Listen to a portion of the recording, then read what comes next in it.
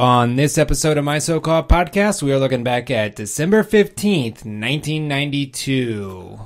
When Dr. Dre dropped The Chronic and Martin Brest dropped Scent of a Woman.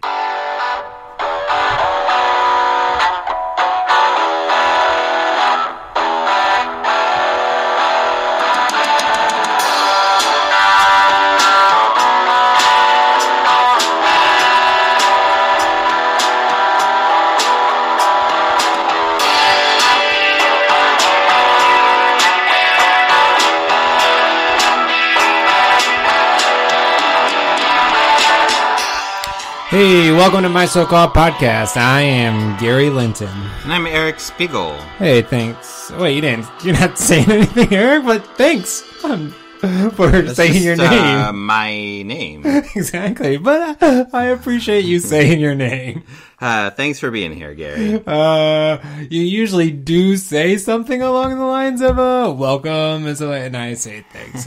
We're just stuck in a rut, folks. Gary, thanks for being here. Yeah, hey, thanks for having me. Gary, do we have a guest this week? We don't. No, it's Okay, it's just us. Yep. What is this podcast? This podcast is a podcast where we go back to a week in the 90s and we look at an album and a movie that were released that week. Eric. And what the hell are we talking about this week? What week are we going back to, Eric? Do you know That'd be December 15th, 1992, and Dr. Dre released his solo effort, The Chronic. Oh, okay. And Martin Brest... Get it out of your system. Okay, I think I'm done. Released Oscar bait, Scent of a Woman. Hoo-ah! Hoo-ah! Hoo-ah! Hoo-ah! Hoo-ah! There we go. So, Gary. Yeah. It's a podcast. It's the 90s. It's 1992. Yep. It's hard to think about the 90s in the early portions. I mean, I guess we're 15-ish at this point. In December 92? Yeah. Yeah. You have any memories whatsoever from the year 1992? No. Let's see. This would have been around Christmas, and I think these were the Christmases where I was asking for box sets of CDs. Oh. And I think 92 might have been even Pink Floyd. I was going to guess Led Zeppelin. No, I got Pink Floyd. Rush. I have Velvet Underground and the Who's box set. Well, that's a quality ask. Those were nice too because they were always kind of pricey and everything like that. And I think my Christmas wish lists in the 1992 era would have been 3D animated adventure games from the company Sierra Online. Oh, they made King's Quest, Space Quest, etc. Nerd Quest, right?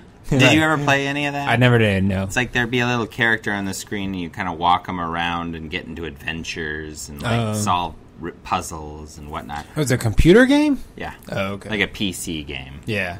PC stands for personal computer. So if you imagine you have a computer at your house, Gary. I am imagining that. And you had a box full of floppy disks that you got for Christmas. Got a box full of floppy disks. Got a box full of floppies. Anyway, that's what I liked for Christmas. My memory of 92 that came back wafting to me through the sands of time was... I think we would have been we weren't 15 in 92. 14? Yeah. 14. Yeah. That summer of 92, I went to Florida with my family for vacay. Okay. And unexpectedly, my parents took me to Universal Studios. Unexpectedly, my parents broke up. That would have been a horrible vacation. Whoa. Yeah. We left my dad with his gay lover, Pablo. Universal Studios, you were saying? Oh, yeah. Yeah, so we went to Universal Studios, and it wasn't really, maybe a few years after Universal opened, and so it still had the Jaws and the Earthquake and E.T. Back to the Future? Back to the Future opened that summer. Shut up. What? I know. No, I really want you to shut up. Back to the Future was so new. It was the first of the rides where you wore glasses and you were in a motion machine where it was 3D projection. But let me get my joke out. Back to the Future was so new, the DeLorean still worked. No, the DeLorean still had the dealer plates. How about the DeLorean was still on warranty? Yeah, okay. Oh, come on. Anyway, my dad and I waited like 3 hours to get... I'm not exaggerating. No, I believe 3 hours to get on Back to the Future. But it was worth it. It had the original Biff in there. Oh, really? You didn't wish you could go back in time to... You're like, I wish I could go back in time to the start of this line. I wish I could go back in time when I bought my ticket to Universal. Exactly. No, being a film fan and a child at an amusement park, Universal Studios when I was 14 was basically like being in heaven. Excellent. I recently went there again with my kids, and they have retrofitted the Back to the Future ride to be the Simpsons ride. You're in like an amusement park with Sideshow Bob, etc., etc. It's fun. It's Sounds the Simpsons. Fun. Sounds. Yeah.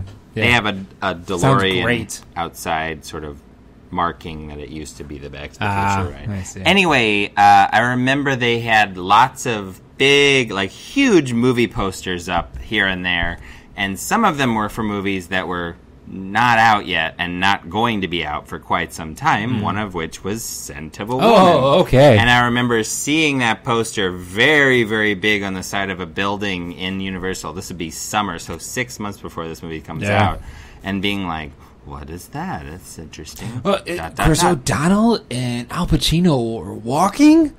What? More like Al Pacino's walking with some young person. Oh, yeah.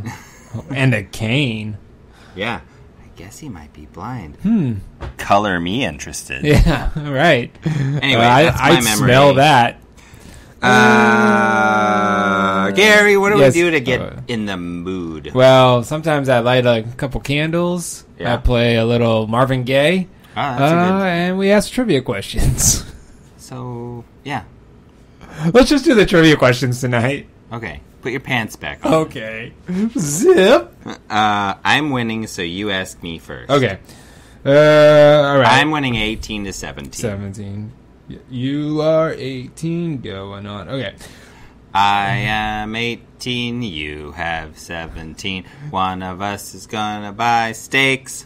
Okay. Who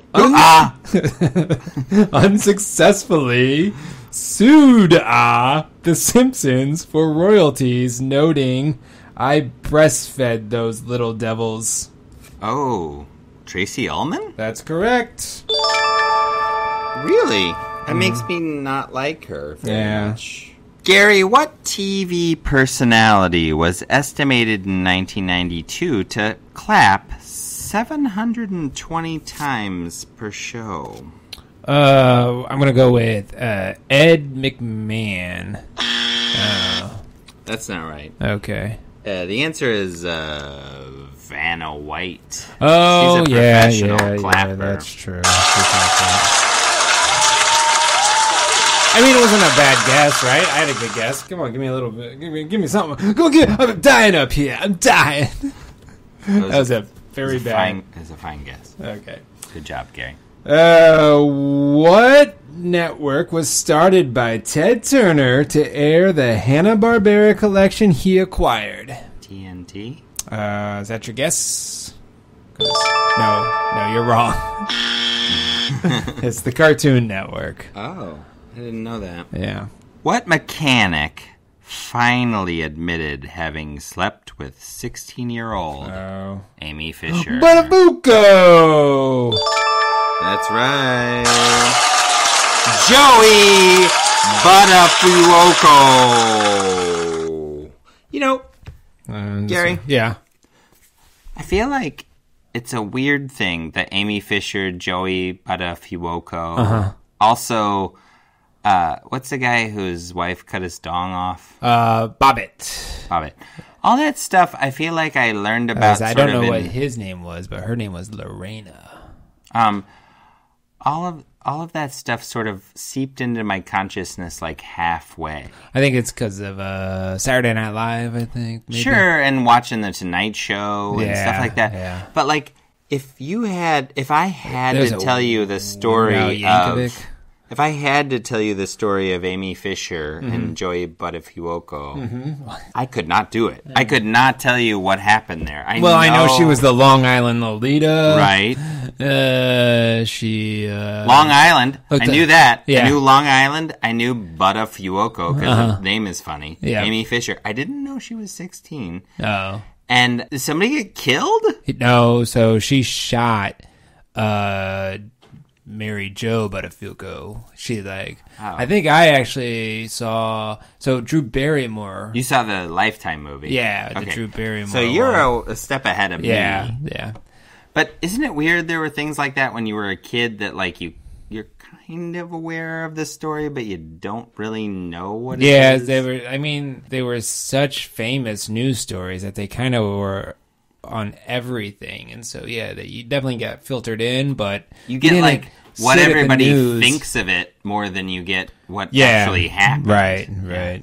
Just like the Monica Lewinsky blue dress. Yeah, you know that the blue dress means sex, but you don't really know what actually happened necessarily. I think there was a stain on the blue dress, right? Right.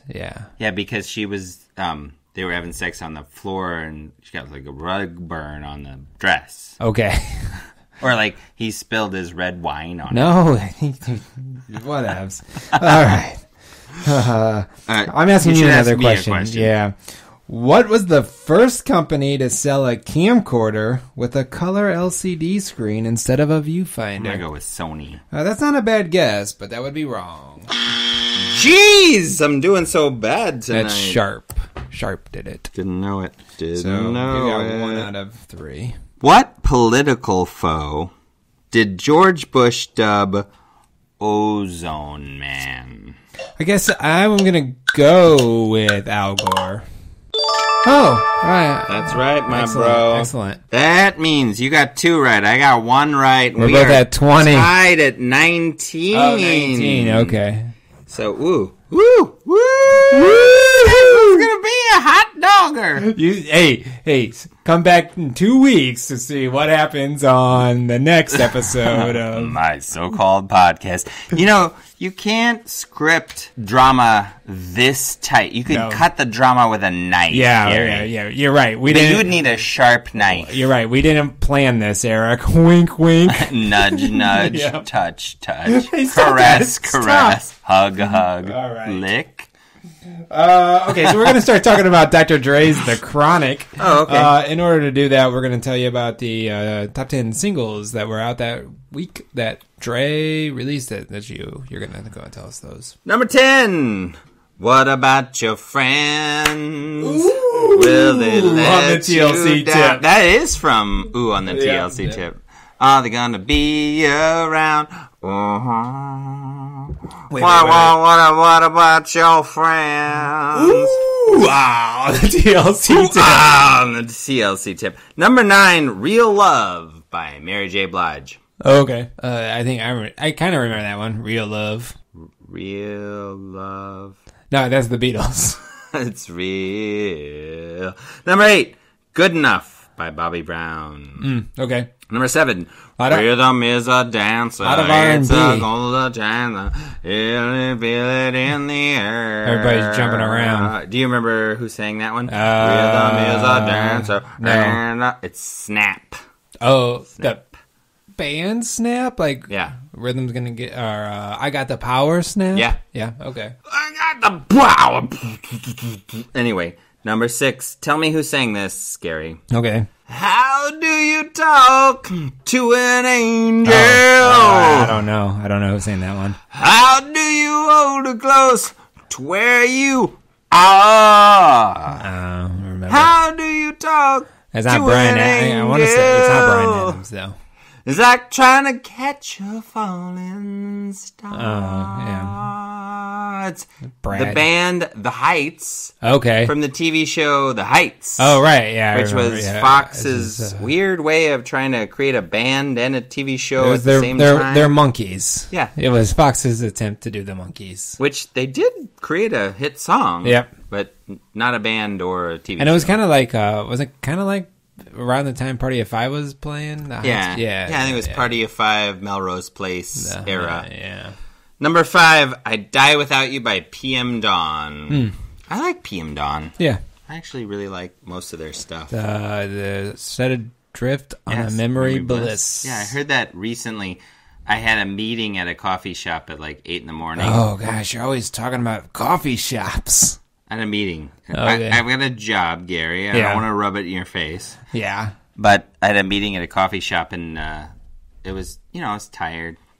It's Wednesday morning. But they started playing Sad Adrift on Memory Bliss when I was like, Memory Bliff. Spliff. And I was like, this is good stuff. Yeah. I like PM Dawn. Sure. Number 4, In the Still Shoot Up Shoot of the Night. Of the Night. Is that Boyz II Men doing that?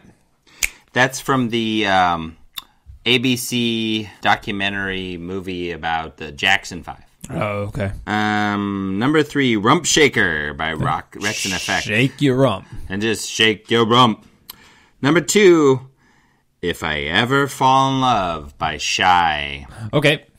Number 1, Oh, Whitney Houston's version of Dolly Parton's. That's correct. I Will Always Love You by Whitney Houston. Yeah, that's a lot of R&B. Yeah, it is. That is a lot of R&B music, a lot of non-white pop, if you will. So a field ripe for a hardening of the tone, if you will. Yeah, the bringing in of the edges of a young man named Andre. Who wanted to teach us a little something about the PhD. South Central Los Angeles with his PhD and getting it on. So, Eric, Dr. Dre's The Chronic. Either we're qualified to judge this material because we being two white gentlemen, or we can't understand the art and appreciate it for what it is. All right. I have a very strong opinion about that, Gary. Yeah. I say we are 100% qualified to say our opinion about The Chronic. Okay. Because I don't think that Dr. Dre, in particular, was... whether he was in NWA or whether he was doing this solo album, was trying to speak directly to African-American young men in South Central Los Angeles or whatever. I think he was shooting for the fences. I think he wanted to be taken seriously and be a mainstream musical act. And if you go back further enough in his past, he's into funk, and he's into R&B, and he's into music that is mainstream. Okay. And I think that the thing that the Chronic, as far as I can understand it, as being me, and I know my limitations, is a blending of something like Straight Outta Compton, with more of a pop sensibility, more of a melodic, hooky sensibility that is endured, for this was a almost 30 years now. This was a table setter. This album is what hip hop started. All hip hop sounded like this album after this album came out. Right. He did that that So the whining keyboards and synths over a really low funky kind of a bass line, but also with a one hook, one sample maybe that sort of grounds the song, but like not a ton of samples. There's a lot of instrumentation. I think there is, like if you look on the Wikipedia page, you can kind of see that there are a bit of samples, but they're not the hooks of other, it's kind of... Right. Like Puff Daddy does. Right. Yeah. No. Right. And so, I mean, they are their own songs. Even the sort of, like we said, like you were doing the Ain't Nothing But a G thing, sort of, I do think the hook of that is that high whining synthesizer. Yeah, right. But it also is sort of fleshed out by the bass line, which is the... Yeah. And so I was coming to this with a little bit of appreciation for his musical prowess as a producer, and also putting pretty catchy, like I want to call them pop songs, but there's definitely catchy pop sensibility to this. And what happened is songs that had a lyrical content, which we'll get into. Yeah. I want to put a pin in the lyrical content. Yeah. Well, but the lyrical content that was akin to NWA ended up getting played at 3 p.m. on MTV. Right. Because you Nothing couldn't But get a G past thing was on it. I remember that video.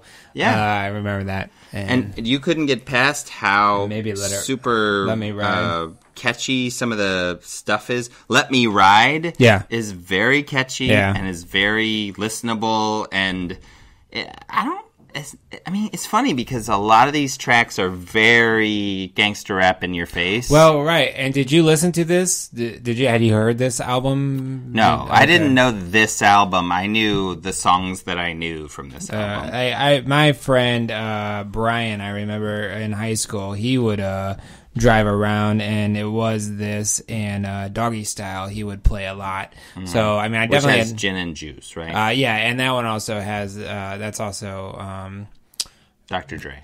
Well, Gin and Juice is on Doggy Style, but then with that, Snoop Doggy. Bow wow wow yeah, that song's on there. Which is also. a hook. Yeah, and Dr. Dre produced that. You're right, and so I definitely I remember that was re-listening to this was taking me back to being 16 and driving around in Brian's car in South County, right?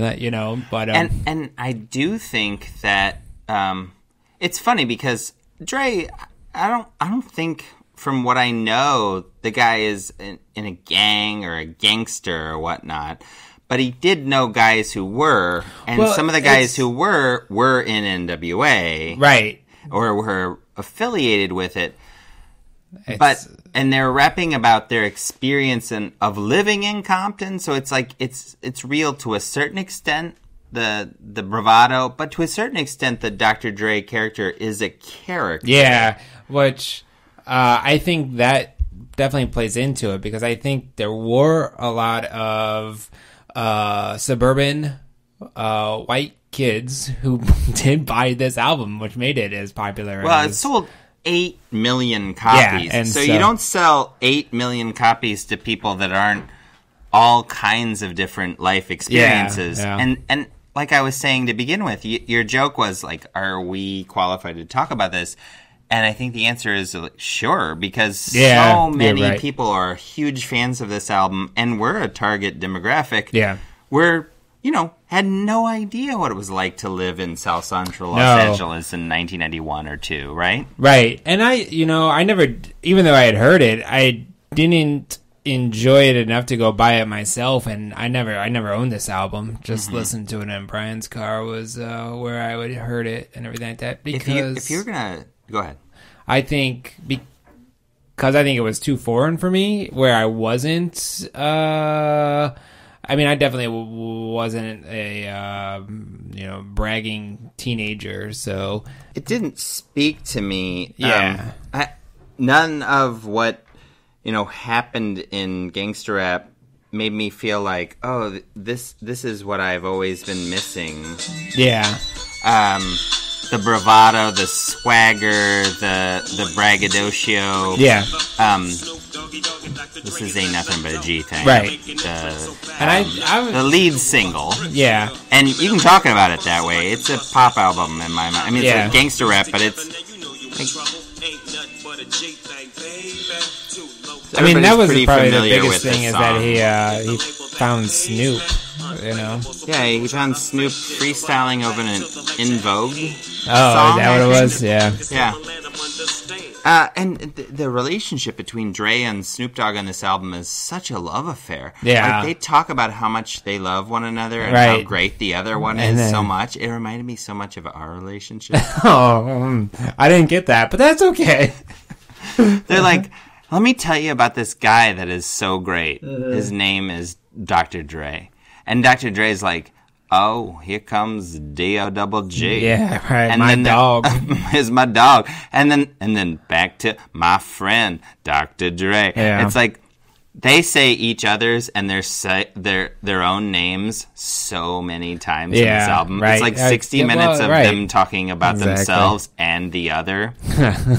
And the weird thing is like, would you say that Snoop raps on this album more or Dre does? I think Snoop raps more on this album. I think he totally does. He does, yeah. Dre is like a guest rapper. I agree. Yeah, he's definitely. This is more of a Snoop Dogg album than a Dr. Dre I do think that sensibility carries to this day. There's like even sort of like totally mainstream pop acts like the Chainsmokers, where it's like a Chainsmokers album, but it's like featuring the person that's actually singing on the song. Oh, right, yeah. So the producer is the main character, even if they're not around. Yeah. So I think that probably became would you say that started in hip-hop and then became a thing for, like, EDM after? Yeah, I would definitely. That was a thing in hip-hop. I mean, this album...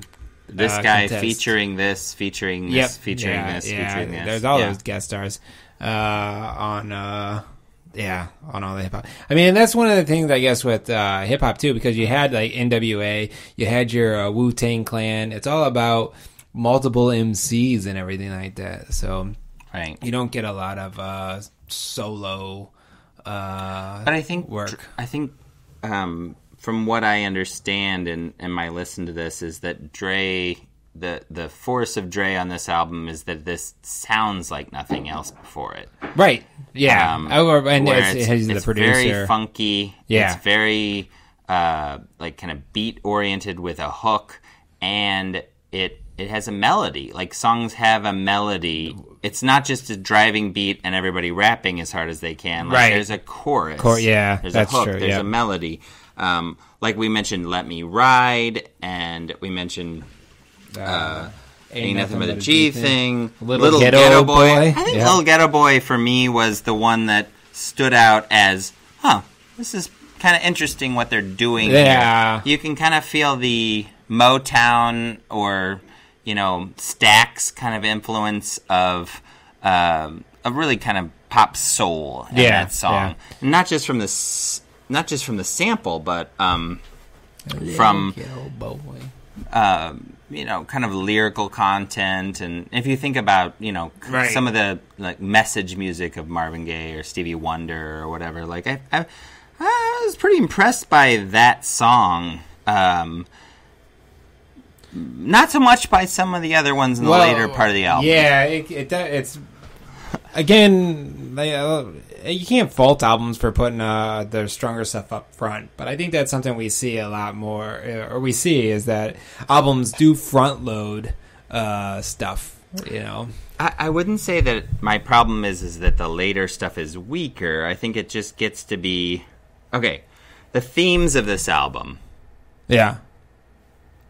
smoking weed, particularly very strong weed. It's called The Chronic, which is a thing that is great. Yep. Sure. If I have a gun, I'm a powerful person, and you better recognize that. Yeah. Well, you can't talk with a gun in your mouth. Right. Bitches ain't nothing but tricks and hoes. Yeah. And whatever sort of version of that you would like.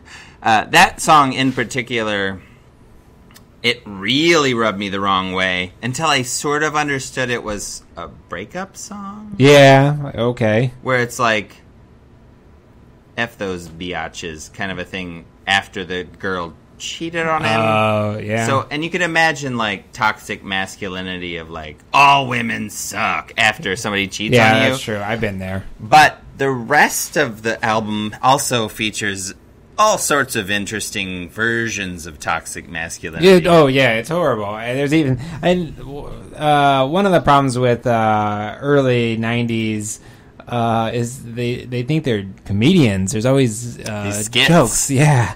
It's just like, I could have done without those. A lot of skits. Yeah. Although that's the thing. I mean, that's part of the culture. We talked about the Wu-Tang Clan. Yep. A lot of skits. There were a lot of skits on that one, too. A lot of skits. There was that phone call.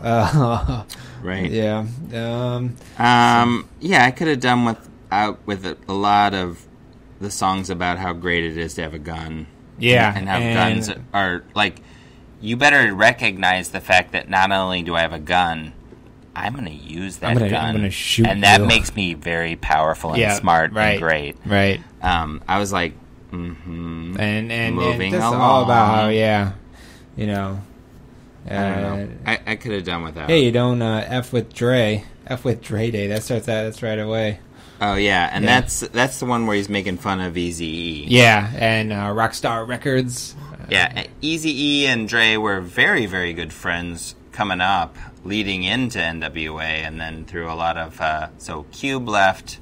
Have you NWA seen first. Straight Out? I haven't seen Straight Outta Compton. Have you watched that I movie? watched the first half of it on HBO Go, and it was very late, so I fell asleep. Oh, okay. I'd like to watch the rest of it. That was very good. The fictionalized movie, right? Yeah. Because there's also that... there's a documentary about them on HBO Go, too, right?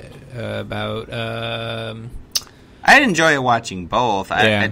I think Cube's son steals the show from what I saw so far in that movie because he does a slam bang impersonation of his dad. Oh yeah, sure. Especially in the black cap rapping, like it's like whoa, it's young Ice Cube. It's strange. Like Ice Cube's career is crazy too. Where his projection. Ice-T's career is crazy. That's true. I know that he's not involved in this NWA and stuff, but like. The careers are odd. Right. Dr. Dre's career is crazy. Like, he's basically a headphone guy now. Well, he got bought out, and so, Right, by Apple. Yeah. So. Right, so how white can you get to be bought up by Apple? Exactly. Like, he is white now. Yep. He's an honorary white person. He's not ghetto, that's for sure.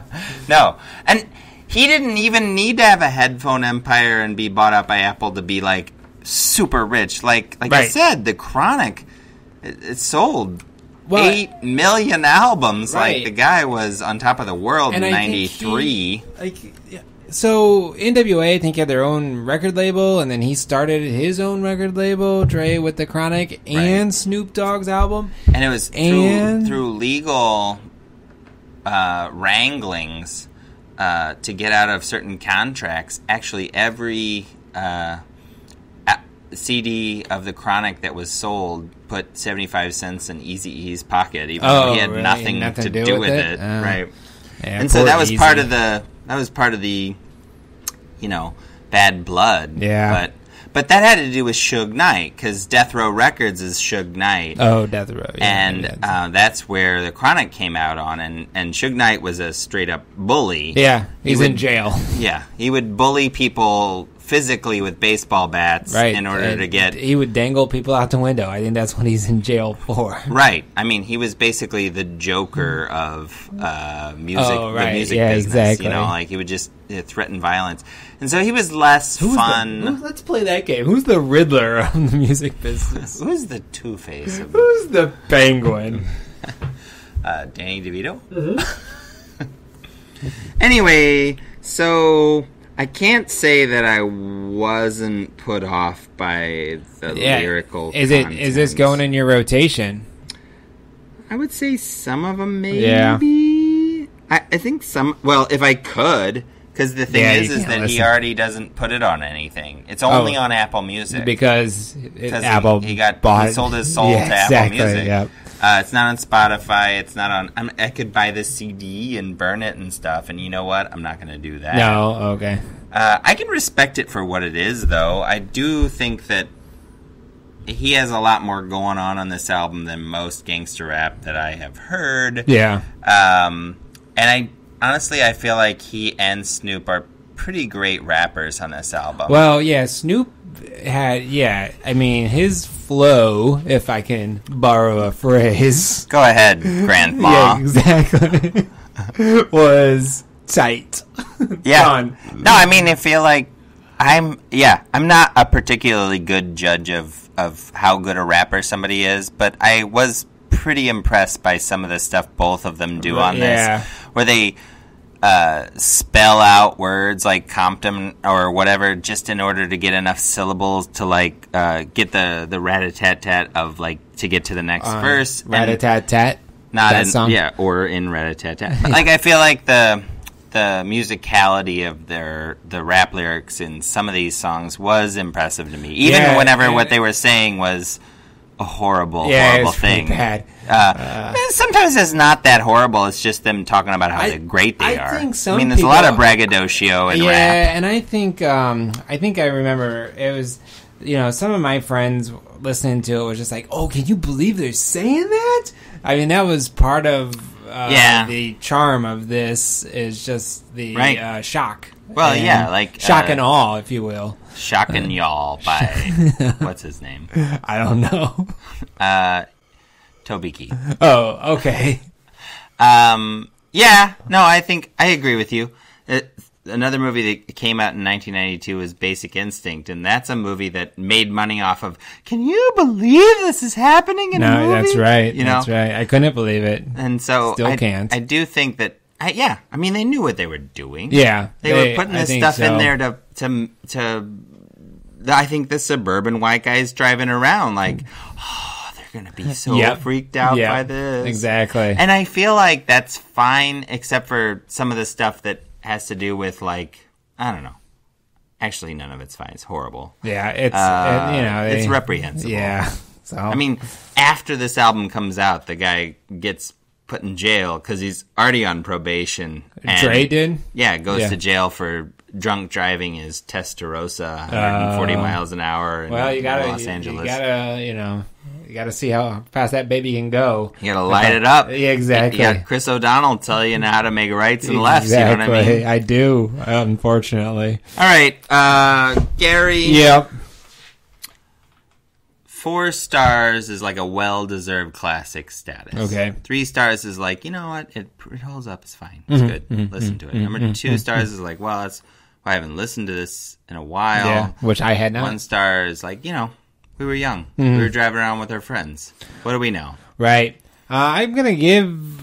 so, like I said, this brought me back to a time that I was, young and happy. Smoking endo. Yeah, exactly.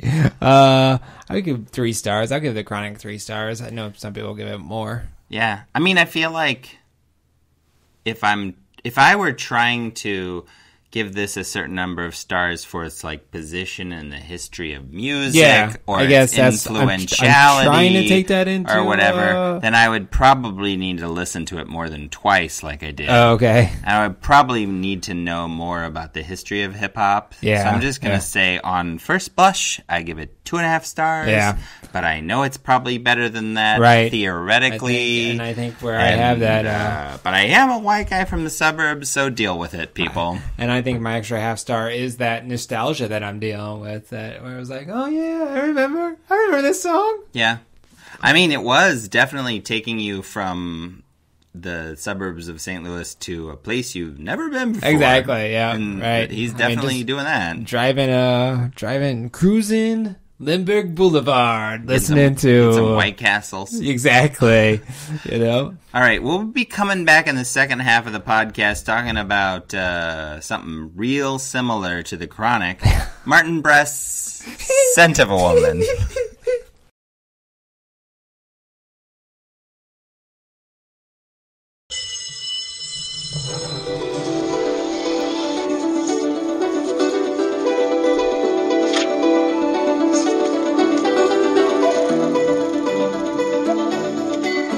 Hi, Mrs. Rossi. I'm here about the weekend job. Come on in. They put him in a veteran's home, but he hated it. Colonel's a gentleman. A real hero. This is some guy. Down deep, the man is a lump of sugar. Get in here, you idiot. What do you want? You mean, what do I want? What do you want here? I want a job. A job. I promise you an easy $300. I don't get an easy feeling.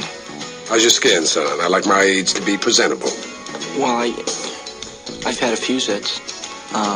But my roommate, he let me his clinic because he's from Chestnut Hill, and he's got The History of My Skin by Charles Sims. Get out my dress blues. They're in a garment bag in the closet. Are we going someplace, Curtis? What business is that of yours? Don't shrug, you imbecile. I'm blind. Our destination is New York City. I'm just going to have to turn right around and come back. Charlie's having a difficult weekend. How does he look like he's holding up? Oh, he looks fine to me. Don't think I can't see women, because I can't see women. Boy, you have a one-track mind. Women are the essence of life. She's wearing florets. Fleur de rocaille. Ogilvy Sisters soap. That's amazing. Well, I'm in the amazing business. I should be getting back to school. Ooh. I don't think you're going to make it. You said that the last shuttle leaves at 10 o'clock. I lied. All I want is one last tour of the battlefield. You're just in a slump right now. How would you know, watching MTV all your life? Ooh. From Martin Brest, director of Midnight Run and Beverly Hills Cop.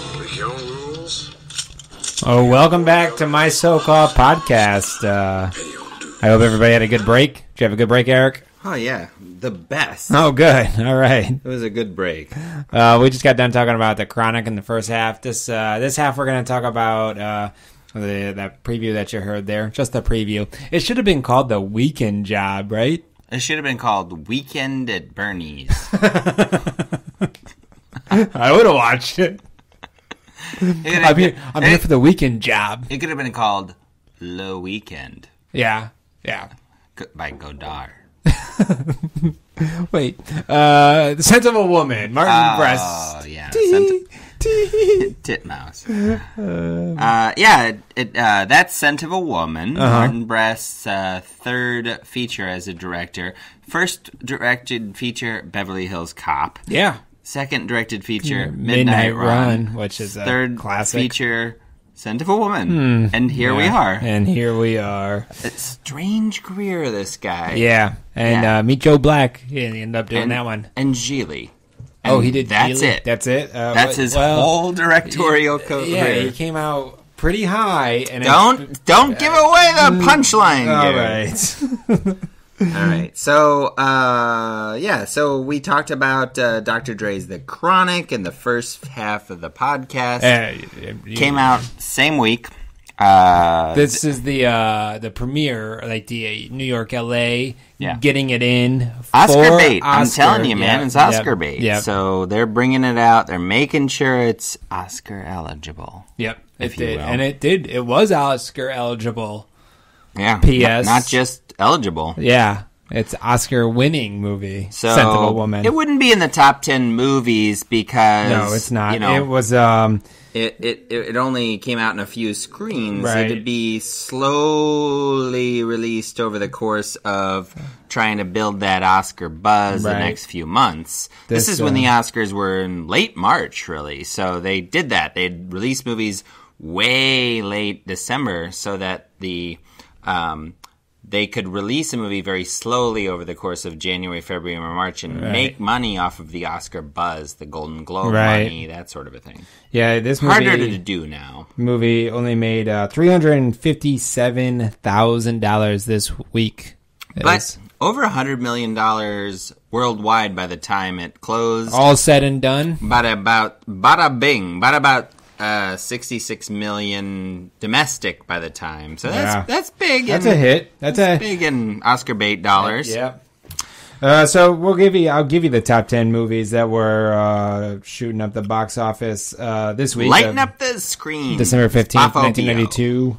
Like you would so you could put in The Chronic, drive down Lindbergh Boulevard and go to Ronnie's Cinema before it was remodeled, and you could have seen 8 screens. 8 screens only. Ronnie's 8. When they had that super cool arcade to the right as you walked in. Yep. And it had wallpaper of old movie posters. Oh, yeah. That was cool.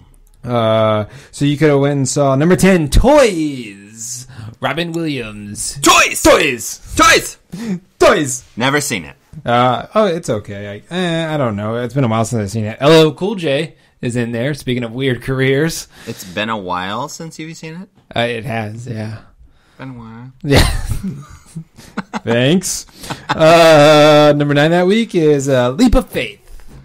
Steve Martin. That's not a bad movie. No, it's also been a while since I've seen that one. So. Deborah Winger. I liked Deborah Winger. I like Deborah Winger. Yeah, I always like her. Yeah. She's in a really good movie called Shadowlands with Anthony Hopkins. Yeah. It came out maybe a year or two later. I think you're thinking of Officer and a Gentleman. Oh, yeah, that's true. Yeah. I am. Yeah. I'm thinking of An Officer, a Gentleman, starring Deborah Winger and Anthony Hopkins. You got Anthony Hopkins confused with Richard Gere. With Richard Grieco. Richard. Number 8, The Distinguished Gentleman. The Distinguished Gentleman. Eddie Murphy's Opus. Eddie Murphy's follow-up to Boomerang. Oh, yeah, that's right. Yep. Yeah, he made a couple movies there. Number 7 is Trespass. I don't remember that one. What's that one? That's one of those movies that's like an action movie that takes place in the inner city, and the inner city seems like everyone's about to die at any moment. Sort of a hellscape. Okay. But it's an action movie. Did anybody trespass? Yeah, probably. Okay. No, I mean, I'm going to go with the odds here. Okay. Number 6 that week was Hoffa.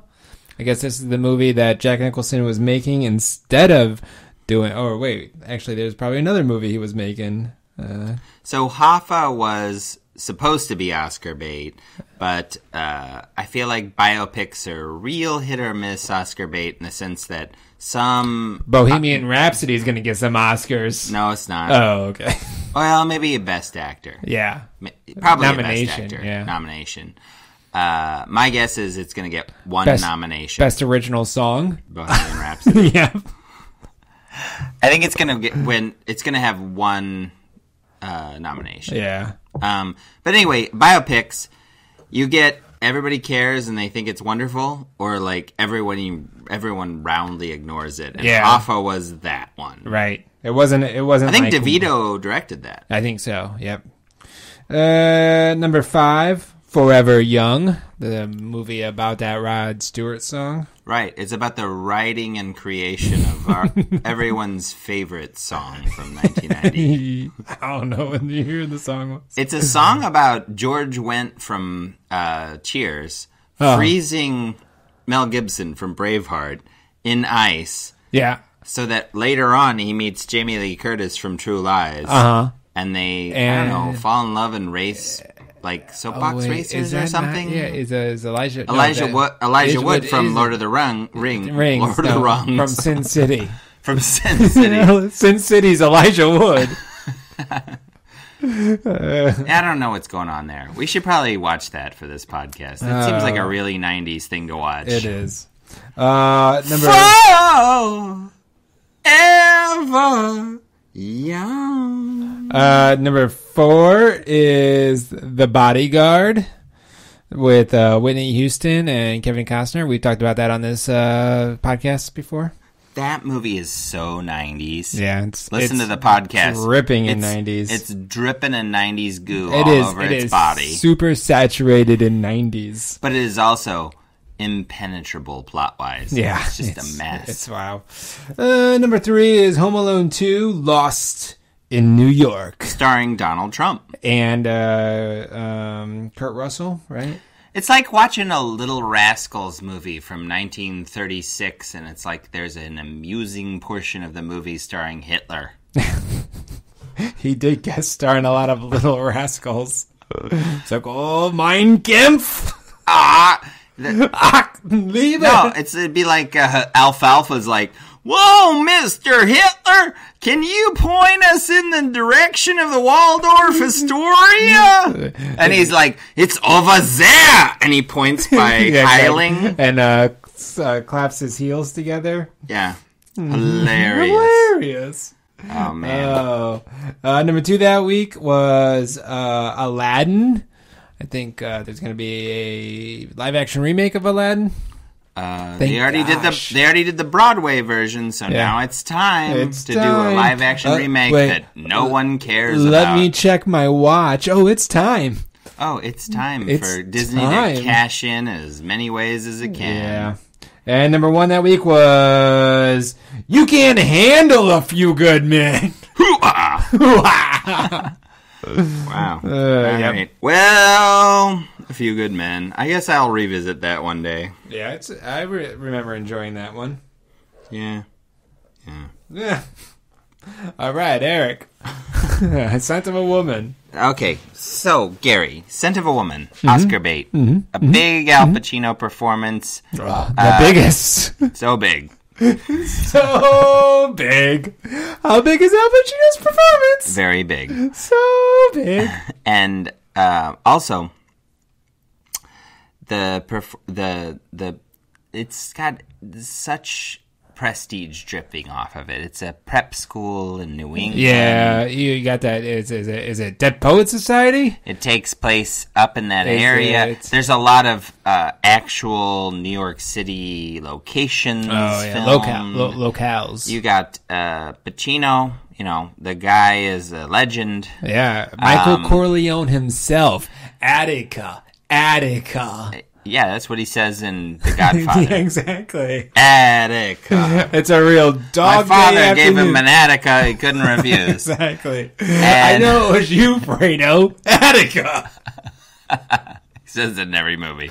You can't handle the Attica. No, that's A Few Good Men. Yeah, that's right. I'm just getting warmed, Attica. Say hello to my little Attica.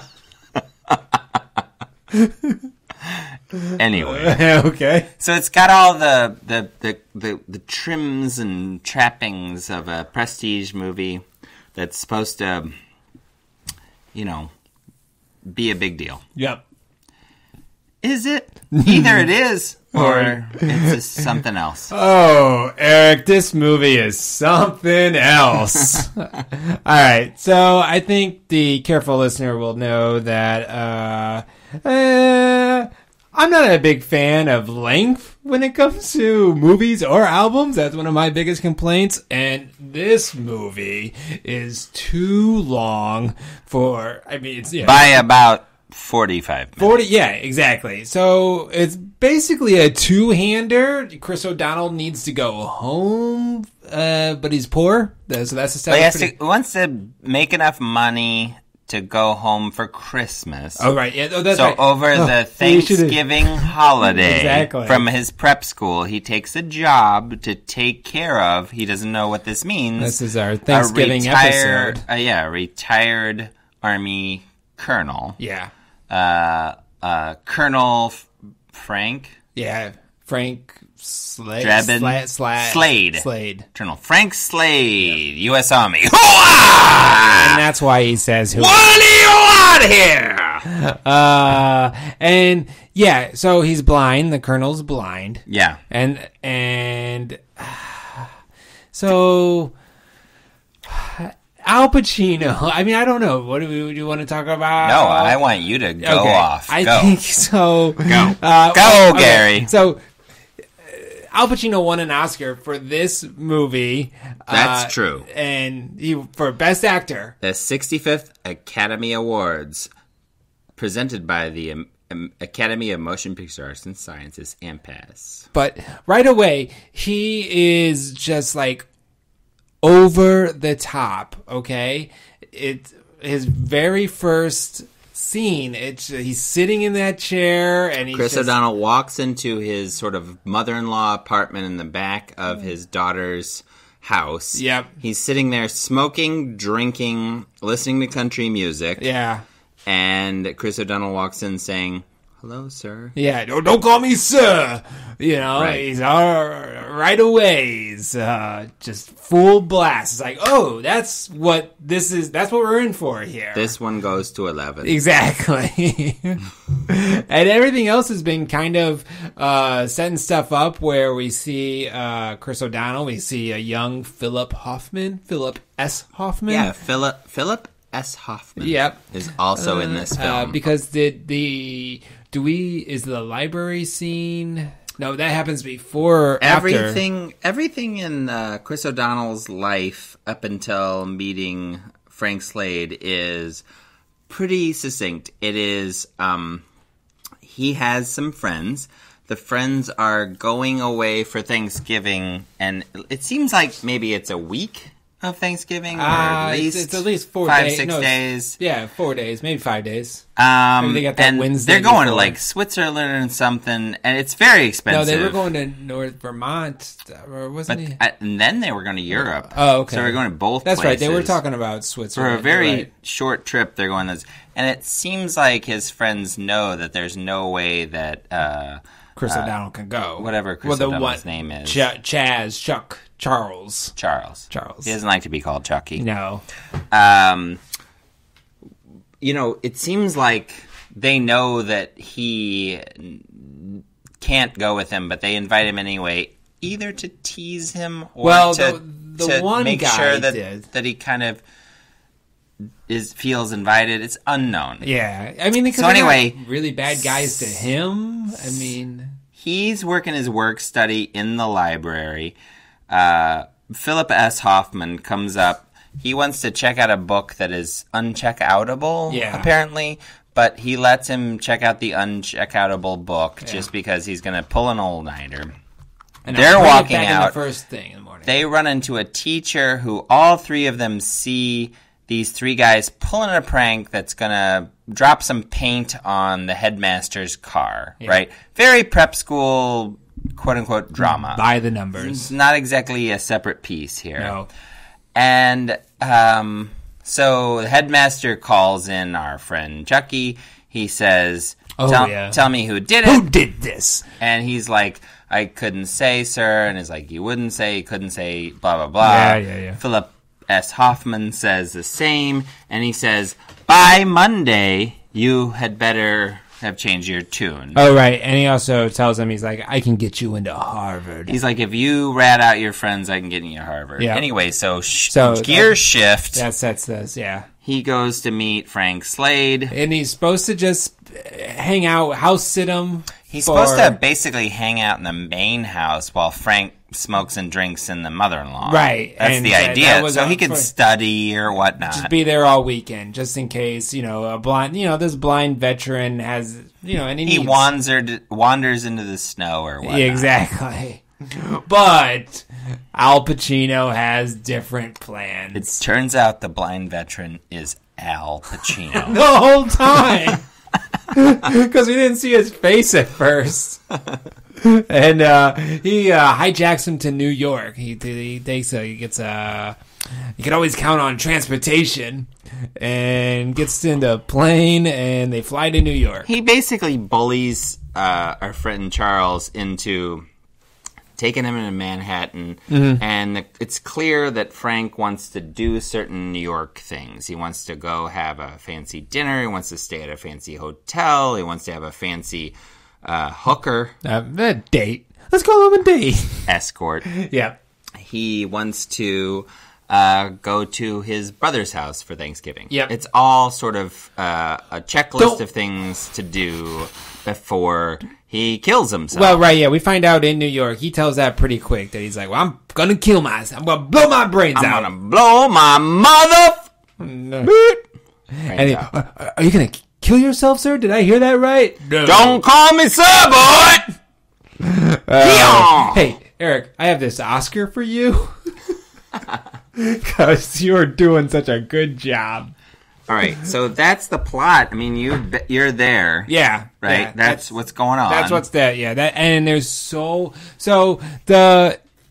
and then, we have 2 hours of them just kind of hanging out in New York. It's like, watching it was like, what is going on? Why... I guess it's supposed to just be character development, but then it's like, I know these characters. I don't need them to be developed anymore. He goes to his brother's house. They're not happy to see him.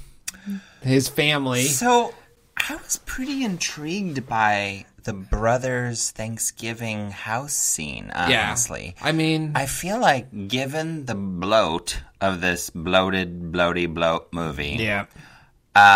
You can't really there cut are that scenes scene. where I'm really interested in what's going on, and I would say maybe show up a little earlier to Thanksgiving and stay a little longer, and maybe get to know everybody else that's there a little more. Yep. I feel like his brother is somebody I kind of want to know what's going on more. Yeah, they didn't. The brother is very embarrassed by his little brother Frank. Yep.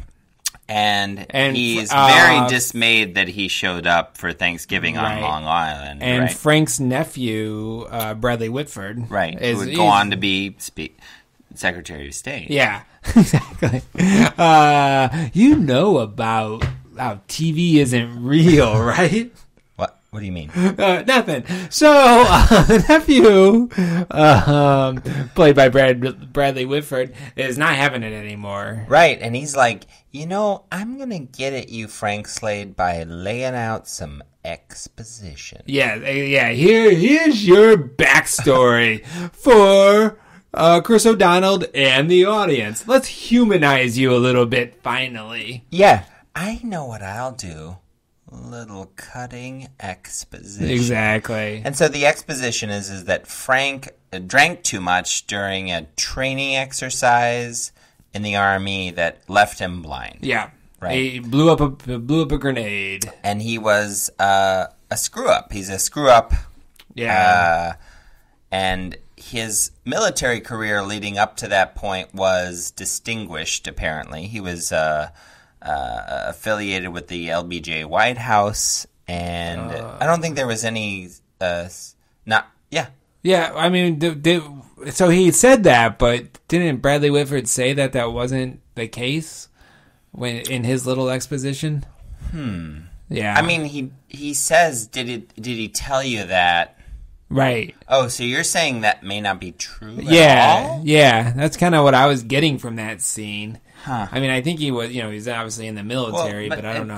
In the final scenes, right. Charles definitely calls back to that. Right. Yeah.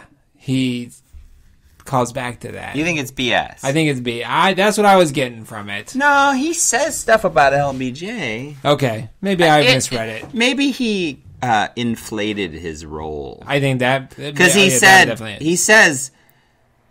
we were at one of the inauguration balls, not the main one, but he did stop by at ours. Okay.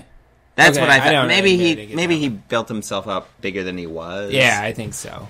Anyway, so basically it's all about this guy who wants to have a last 2-day bucket list before he commits suicide because of becoming blind. How long do you think from becoming blind to this weekend was the timeline? Well, it had to be at least 20 years if he's talking LBJ. Well, no. Because I don't think the LBJ thing was... I think that was a thing in his past, but I think the training the soldiers grenade thing was... pretty recent? Maybe kind of recent. Oh, I don't know. Because he said he was passed over in his... I don't know. I want to say years. Yeah. But not 20 years. Okay, yeah. So it's like he's coming to terms with his permanent blindness fairly Well, recently. she said that the relationships are all kind of strange because that was supposed to be his niece also. And then he kind of says, "Oh, your sister was much nicer to me," and so it's like, well, why wasn't she invited to Thanksgiving? But maybe she was, and that she wanted to do something with the family otherwise. But the sister said he used to be able to see shapes. But now, light, and now he's just black. He's in the dark, Charlie. So, according to a recent episode of my so-called podcast, would you say he's a black? Yeah, yes, I would. Because I don't feel like Al Pacino is a black. No. I mean, he's Italian, so would you refer to him as a colored? I wouldn't. Or a primary colored? Not me. Gary's so racist. Yes, I'm awfully racist. So, okay, and then that scene, so you're right, that scene's okay and fine, and then he goes, but then the next day, Frank doesn't want to wake up. Wait, did we have the tango already? Did I skip that? You did. Okay. So you skipped the best scene in the movie. The tango. So there's this scene... It takes two to tango. Yeah. So there's a scene in the movie where we know that Frank is a dancer, a tango dancer. Oh, you know what? We should go ahead and also say that during this course, during the course of the movie, so Frank is taking a liking to Charlie, and he's kind of teaching him, and he's kind of that whole problem at prep schools kind of it comes out in pieces where he tells them about it. So Charlie's problem with prep school becomes something that Frank intermittently cares about, sort of. Yeah, and he's giving him advice about like, hey, but he also is like, I'm going to kill myself, so what do I care? Right. So it goes back and forth. You should go ahead and rat him out, but I'm going to kill myself, so whatever. You're doing pretty well with that. Hey, thanks. You rat him out, but I'm going to kill myself, so hoo-ah. Hoo-ah! Whoa, Charlie. He doesn't like the name Charlie. Oh, yeah, he attacks Bradley Whitford. That was it, yeah. Yeah, but he deserved it. Yeah, he was being a jerk. I mean, Frank was being a jerk, too. They're all jerks. It's a movie of jerks. It should have called Scent of a Jerk. Charlie's not a jerk. Well, I don't want to smell Charlie, but Scent of a Jerk. Okay, there's a lot of talking about women and vaginas and how they smell also in this movie. Uh-huh. And also, like, what soaps and perfumes, whatnots they use. This was an Italian movie. Yeah. And it was something about perfume. Scent of a Woman was the name of literal translation of the Italian movie. Yep. So it was a... But anyway, so he's a horn dog. He loves the girls. Oh, horn dog! Hoo-ah! Horn dog! So that's a part of it. And then there's the scene where he wants to dance, and he happens to be at a place where there's I don't even know what you'd call it, a band, a quartet that's playing the tango, including an accordion. And I think there were more than four, but you're cool. And so Gabrielle Anwar is there. Oh, enter the femme fatale. And so a lot of this movie takes place in, I would say, either chapters or isolated segments that either work really well or not so well. Yeah.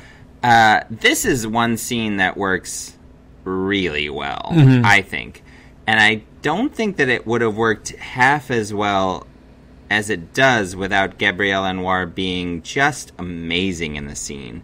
I feel like her delivery, her response, her, like, the looks on her face every time people talk, Frank or Charlie talks to her. Basically, she's alone. She's a beautiful woman alone she's sitting at at a table very by expensive herself, restaurant. Yeah. And Frank's basically going to talk to her about tangoing and whether or not she wants to tango. It eventually becomes him teaching her to tango in this wonderfully decadent scene, which is, dripping with Oscar highlight reel goodness. Yeah. And you're right. She does a good job of giving this character who's in the film 10 minutes has a pretty complete backstory. We know that she's not really all that fulfilled with her husband, or boyfriend or whatever. Yeah, right. But she's also a little more interesting than that, and she's willing to, I feel like, realize that Frank is kind of a weirdo, but, like, she's willing to just kind of see what's going on there because it interests her, it amuses her. Right. And she kind of can target Charlie for what he is. Right. But not in a cruel way. No, she's very nice to him, yeah. She's pretty sweet. Yeah, to Charlie. And so all of that happens without anybody explaining it to the audience. Yeah. Just in the way that she delivers the lines. she also is very good when they start tangoing. It's like she's so embarrassed at first, and you kind of that's conveyed. But then as it gets going, she's. There's definitely a willing suspension of disbelief because she's pretty damn good at tangoing. That's right, yeah. For somebody that doesn't know how to tango. Right. I feel like I maybe would have rewritten the scene to be like, I had a few lessons, but my boyfriend stopped going. Yeah. Instead of my boyfriend I wanted to go, but he never... She does seem to know a little bit about tangoing. Well, he's a great teacher.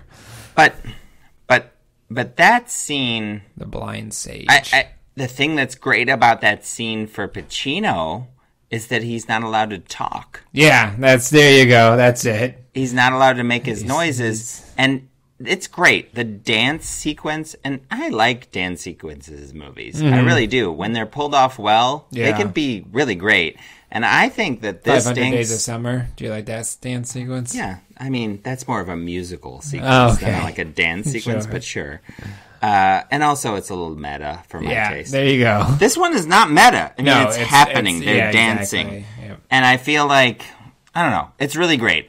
This scene, there's two other scenes in this movie that are pretty great. There's Pacino makes a speech at the end of the movie, and the suicide scene where Chris O'Donnell is talking him out of suicide.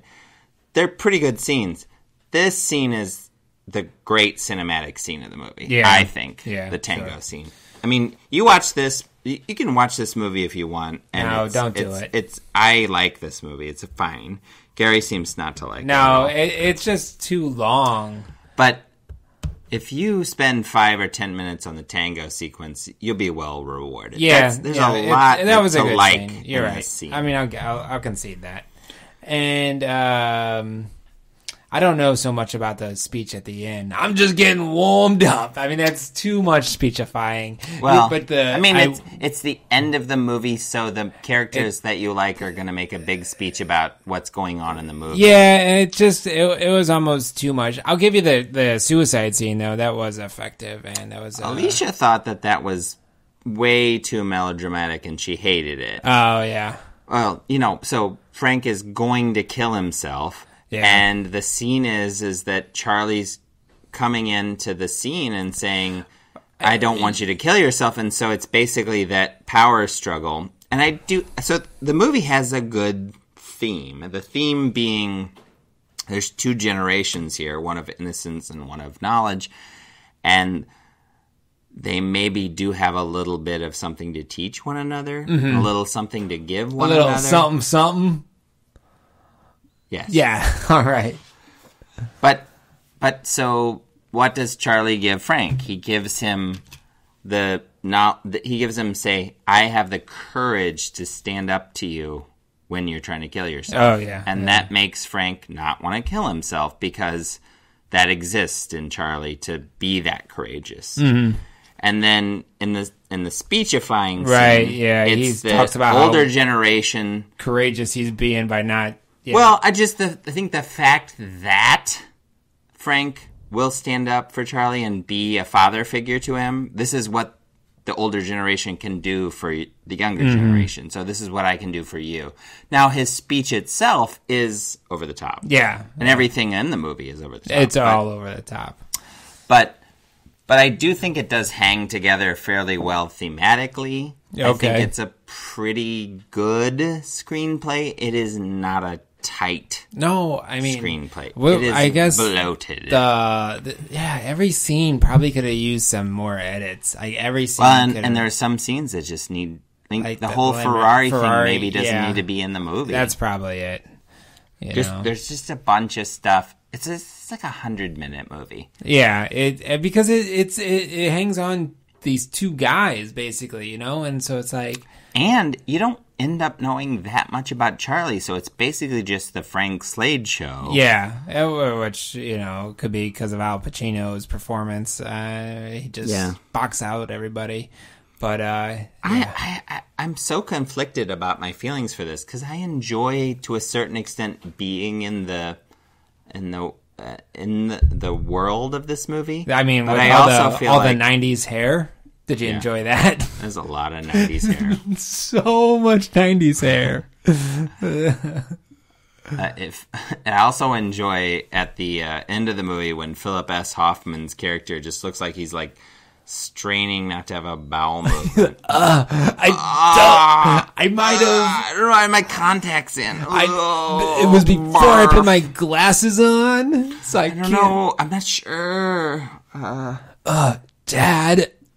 What do you think about the score of this movie? And that is a little too, too on the nose that it was an Italian movie. Yeah. I think so. You got an Italian flavor on the score a lot. Well, I feel like the score is more prestige-y than the movie really is. I mean, yeah. Really, honestly, I made a joke earlier in the show of like how Scent of a Woman and The Chronic are so odd to be paired against each other, but it's our Thanksgiving episode, right?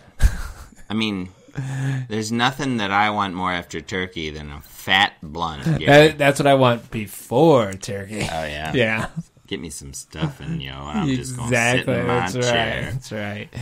Sit in my chair and stare. What I was going to say was, like, really, honestly, Frank Slade probably would have enjoyed the lyrical content of The Chronic. Oh, he would have, yeah. It's about vagina. It's about guns. Guns. Oh, it's misogyny. Piece or weapon. It's about, it's not a gun, son. A piece or a weapon. But then he calls it a gun, right? You think I'm going to relinquish my gun? Well, I thought that was kind of a joke, though. Oh, okay. And I really liked the part where, after that, where he said,